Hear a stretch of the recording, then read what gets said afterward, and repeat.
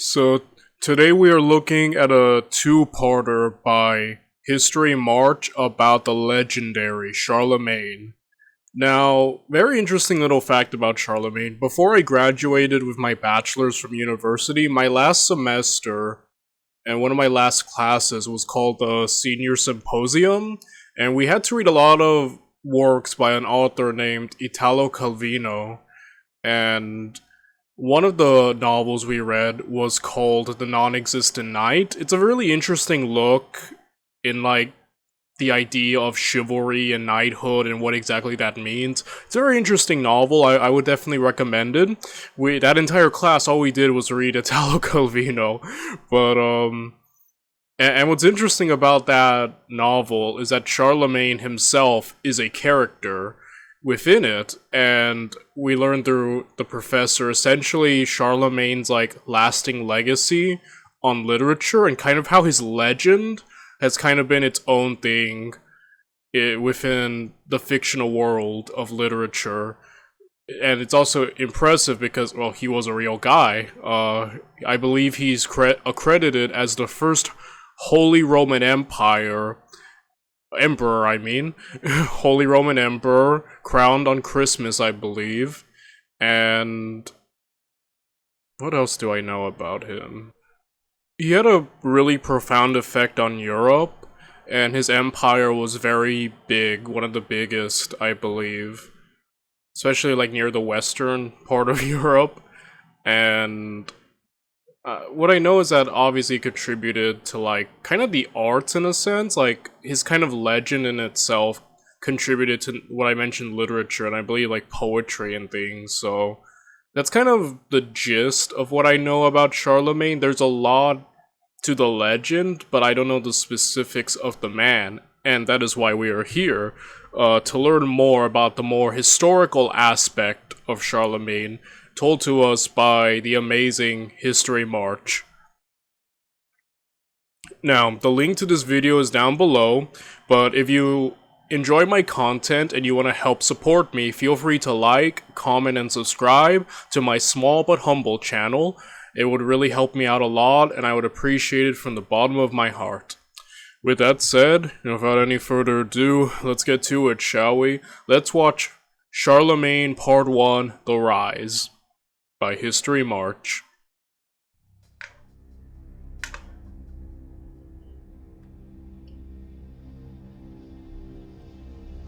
Charlemagne was arguably one of the most outstanding leaders of all times, if expansion and change are to be the measures of greatness. Indeed, Charlemagne, or Charles I, is acknowledged and celebrated as Charles the Great, the king, and later the emperor who united Western Europe in the Holy Roman Empire. Crowned king in 768, within 6 years he was celebrating the title of King of Italy. By 800, Pope Leo III declared him Emperor of the Romans. Wow. He extended his power and authority and unified Western Europe under his tutelage. Dang. The empire that died 3 Look at that. That is beyond impressive, just the land scope and scale of that. centuries earlier was revived, restored, and adapted to meet the most expansive ambitions of the new dynasty. And just like Charlemagne possessed exceptional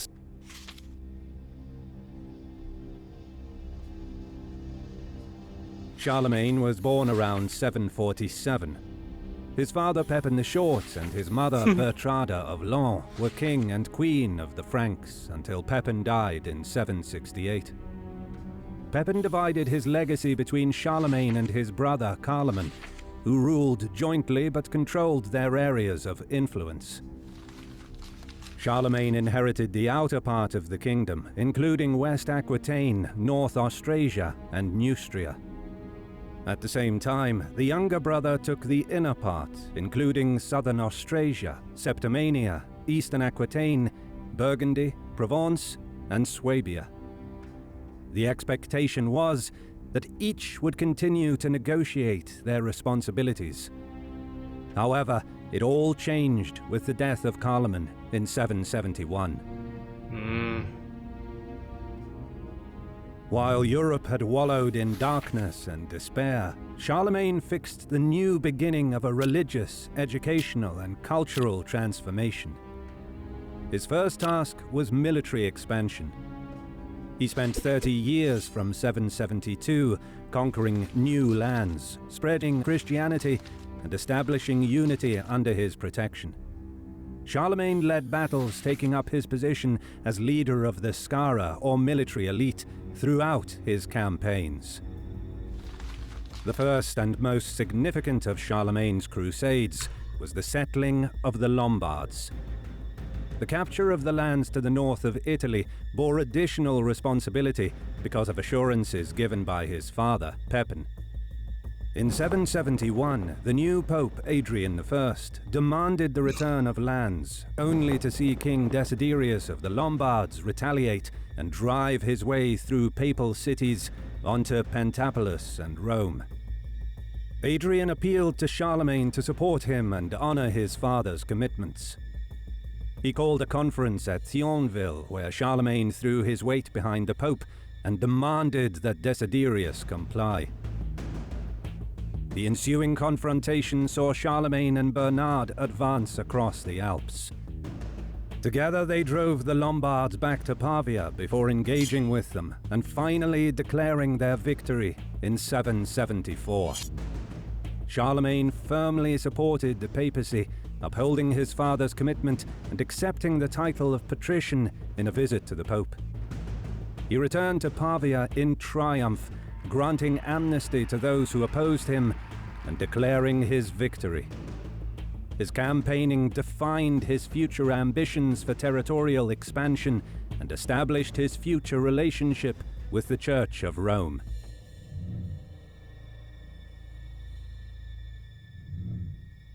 Charlemagne's campaign of expansion and his religious devotion did not stop with the victory over the Lombards. In 773, he set his sights on conquering the Saxon lands and bringing the true Christian faith to the many Saxons and beyond. He conducted no less than 18 battles and persevered for over 30 years to achieve this goal. Dang. His strength lay in his skills as a military leader and meticulous planner, and his investment in the preparation and training of his troops. His Saxon campaign spanned the Germanic lands. His first victory was against the Engrians in 773. However, stretching his armies too thinly halted his ambitions in the north for 2 years, while he consolidated his position in Italy. In 775, he regrouped and laid siege to Westphalia at Sigeberg. Charlemagne marched through Engria to the eastern borders with Eastphalia, claiming further victory over the Saxons and bringing the leader Hesse to the Christian faith. To establish dominance over the area, he set up permanent bases at Sigeberg and Freiburg. But Charlemagne's interests in Italy made it difficult for him to consolidate his hold over Saxony. While he was busy crushing the Dukes of Friuli and Spoleto, the Saxons were rising in rebellion under the leadership of Widukind. Charlemagne returned not only to suppress the uprising in 776 and set up a new camp in Karlstadt, but to drive Widukind away to Denmark and absorb Saxony into the Frankish kingdom.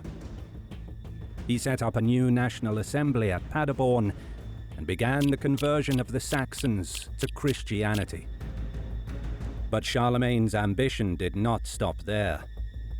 He pushed forward to southern Germany, defeated the Avars and invaded northern Spain, driving the Moors into submission. It is so interesting to just see how so much of Western Europe is developing under him. You know, like how much of this is kind of united. You have, you know, what we know as modern day France, into, you know, Germany and whatnot, into Italy, into Spain. Like, he really has, like, a hold on Europe that it's not very common, you know, since the days of the Roman Empire, right, where it was all under that. You know, there is a title I've heard with Charlemagne. I kind of didn't mention it in the beginning, but I just wanted to be a little bit more safe before I did. But I think some people have called him even like the father of Europe, or at least Western Europe, if to be more specific. And I can definitely see why. You know, him spreading the influence of Christianity and having all this under his banner, it really is impressive. And I could see why later empires like Napoleon's were favorably compared to Charlemagne. Because, again, like, he has a good chunk of Western Europe just under his banner. I wonder if there are any, like, detailed accounts of all his battles, because I think someone could seriously make a Charlemagne series, like a full-on, like, you know what we've seen with other people, like Alexander, Napoleon, Caesar. Like, I mean, that depends if we even have that many reliable sources or accounts of the battles. I know sometimes that can be a big problem, but I would be really interested to see, like, a full series about the battles and the conquest of Charlemagne, and, you know, just kind of get a better look at his tactics and whatnot, because that seems really interesting. Again, I'm a huge battle guy. I love learning about battles and stuff, and tactics and strategy. And from this, he's beyond impressive, just on, you know, how much he was able to consolidate and gain. By 800, he dominated an area over today's Germany, France, Switzerland, Belgium, the Netherlands, and parts of Austria, Hungary, and Spain. He established a new united Europe under the spiritual ascendancy of Christianity. Dang. Looks like trouble in paradise. The next significant event for Charlemagne was his coronation as Emperor of the Romans. In 795, Pope Adrian died and was succeeded by Pope Leo III. Leo, whose lack of popularity in Rome forced him to hide behind the protection of Charlemagne, was eager to retain papal authority within the expanding Carolingian Empire. It was a shrewd political move. By crowning Charlemagne as emperor, he set precedents for crowning all emperors. Yeah, that's the thing. I think, what did Oversimplify call it? The circular power division or something like that? As we know, the Holy Roman Emperors and the popes will eventually beef through several religious conflicts. And, you know, with the emperor trying to essentially have complete control of the church, and even at times appointing popes, I believe, later on, or at least, like, you know, cardinals or stuff like that. Eventually the pope overcomes because the spiritual influence over the masses is much stronger than any earthly king could muster. And, you know, the biggest point is the story of the pope who excommunicated the emperor. The emperor had to go and essentially apologize on his front door. And you know, that this whole thing, all because the Pope crowned the Emperor. Like, such a simple gesture would have such a long, interesting conflict in, like, religious politics. So this is a pretty significant thing, right? Even later on, people like Napoleon, the big thing is in his own coronation, he put it on himself to make the statement, yeah, I'm my own power, you know? It really is an interesting thing that all kind of starts right here with this, huh? And holding on to papal influence. At the same time, Charlemagne expanded his authority across the newly established Holy Roman Empire. An empire that is neither holy, nor Roman, nor an empire. Well, actually, this feels like an empire, but you know, I'm sorry, I just had to say the quote, because I feel like anytime this pops up, the legendary quote, right, has to be said. But, On yeah. Christmas Day of the year 800, Charlemagne found himself in Rome. The tale goes that he knelt to pray at the altar of St. Peter's Basilica, and Leo placed a crown on his head, announcing Imperator Romanorum. In doing so, Pope Leo III declared the reign of Empress Irene of Constantinople to be unfounded, the Byzantine Empire to be without substance. As historian James Bryce writes, When Odoacer compelled the abdication of Romulus Augustulus, he did not abolish the Western Empire as a separate power. Still, he caused it to be reunited with or sink into the Eastern, so that from that time there was a single undivided Roman Empire. Pope Leo III and Charlemagne, like their predecessors, held the Roman Empire to be one and indivisible, and proposed by the coronation of Charlemagne not to proclaim a severance of the East and West. Yeah, we covered this in a video. Dang it, what was it called? Yeah, that's it. It was from a YouTuber named Historian's Craft. When did the Romans take the Roman Empire fell? And we all kind of attribute, right, the fall of the West with the last emperor, what's his name, Romulus Augustulus, right here. And you know, that's kind of where most people just agree, yeah, that was the end of the West. Though at their perspective, it wasn't, the West hadn't fallen. In fact, under Odoacer, essentially, he was kind of dubbed, like, the warden, or the guy of the West, essentially. And for a while, they were like, oh yeah, the West is still around, guys. It wasn't until, like, Justinian that I think that division was more like, because Justinian was invading to the West to, in his eyes, reunify the empire, though I think in common people's perspective, the empire was already there. Like, what do you mean reunify? So it was an interesting video. I would really recommend checking it out. And the whole everyone arguing who's the successor of Rome or who's the new Rome, Justinian started that too. So again, interesting. Very, very interesting politics going on there. Charlemagne humbly declared himself surprised and unprepared for the accolade bestowed on him. However, he soon adapted to the magnitude of oh my gosh. He's like, wait, me? I can't. Oh man. New role. His target was to embody the notion of continuous empire from Augustus to Constantine VI. His ambition was to reunite Europe, and was thwarted only by the equally prestigious Byzantine Empire and its Empress Irene. She ruled despite the lack of acknowledgement by the Pope and Charlemagne. The legacy lasted for almost a millennium, and alongside the Byzantine Empire, which equally claimed rights over the title of Emperor. Charlemagne never claimed sovereign authority over the Byzantine Empire, and Byzantium never acknowledged his sovereignty of the Holy Roman Empire. His coronation established two empires, rather than one unbroken line from the days of Augustus to those of Constantine VI. A united empire was unattainable unless both powerhouses locked swords. Many supporters of Charlemagne argued against the legitimacy of a Byzantine empire led by a woman. Byzantium equally felt threatened by Frankish claims to the Roman Empire. East and West were set apart and in conflict. Build a website. When the Pope declared Charlemagne as Holy Roman Emperor, there was an enormous shift in the power base of Europe. Now the Pope and the leader of the Franks collaborated and controlled lands as far south as Rome and challenged the right of Byzantium. The Greeks dominated the Byzantine Empire, and their power base lay in Constantinople.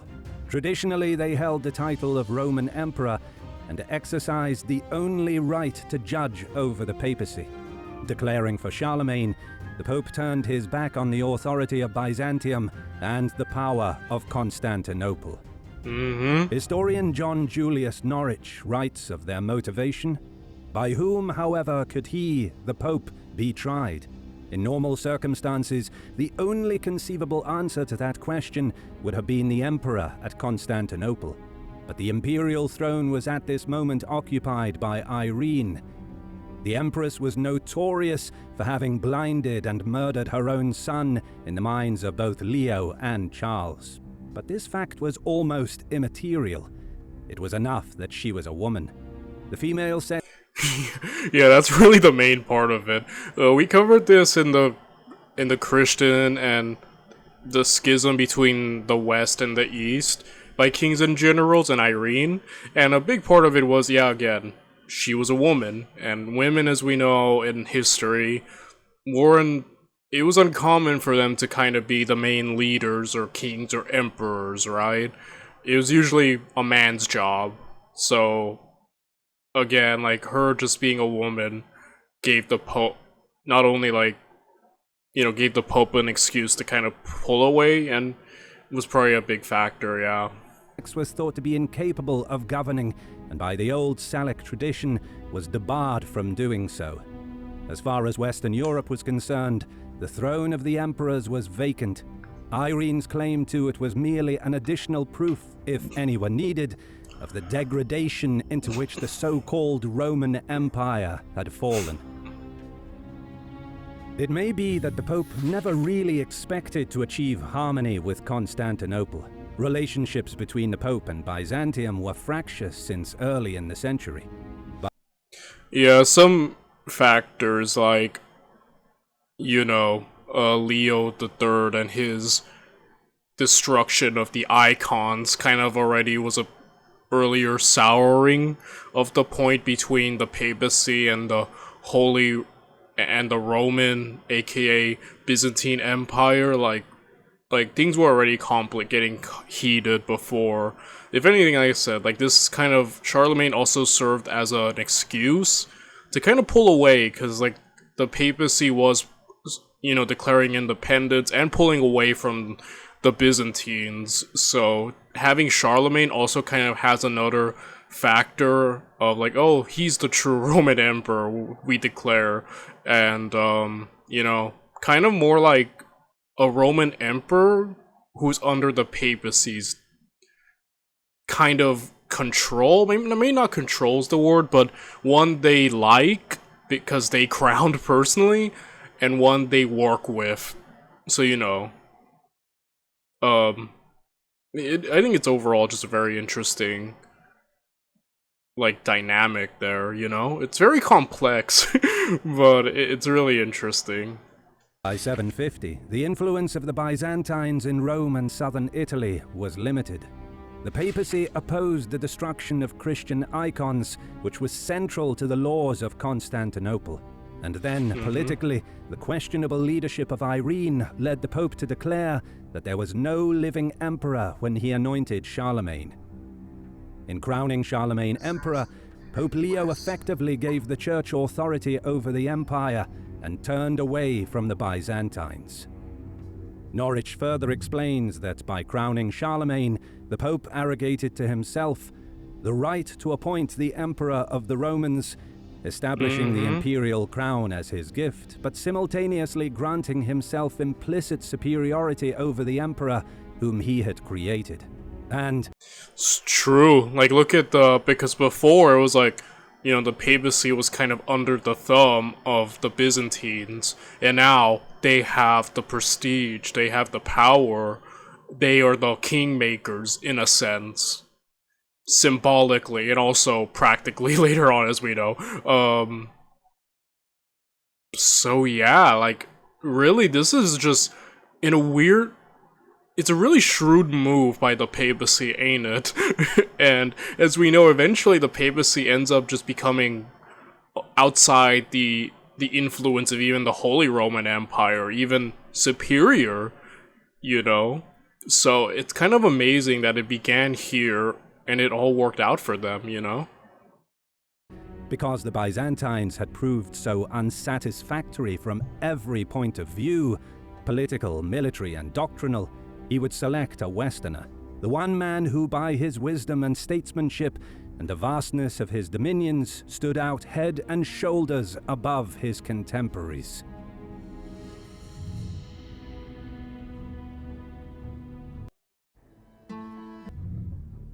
Faced with conflict, and knowing that it was unlikely that the Byzantines would even accept a Frankish king as their emperor, Charlemagne declared himself the renewer of the Roman Empire. A new unity based on Christian faith would replace the unity of Roman citizenship. throughout the Middle Ages, the two empires remained opposed. The title of emperor would pass through the generations of Frankish kings ordained by the popes. Over time, the Carolingians would lose their supremacy through fights within their own, and their dominance would subside. The popes would look to other Italian leaders who would happily endorse the power of the papacy and act as its protector. By 924, the title Holy Roman Emperor was lost, but revived in 962 by Otto I, who styled himself as the heir to Charlemagne.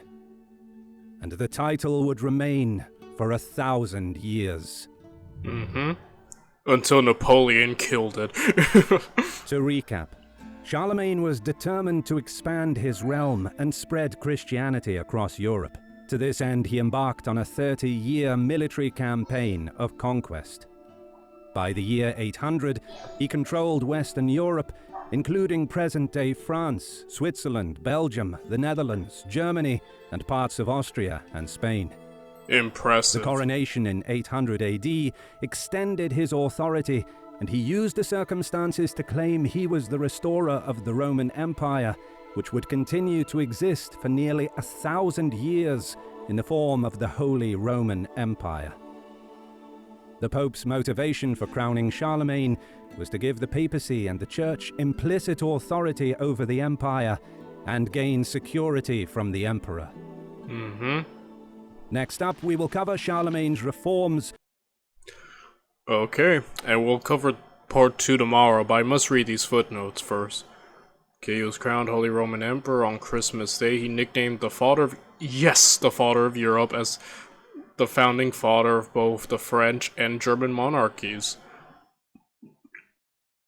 Despite being illiterate, Charlemagne felt strongly about education and strived towards enabling his people to learn how to read and write. Amazing.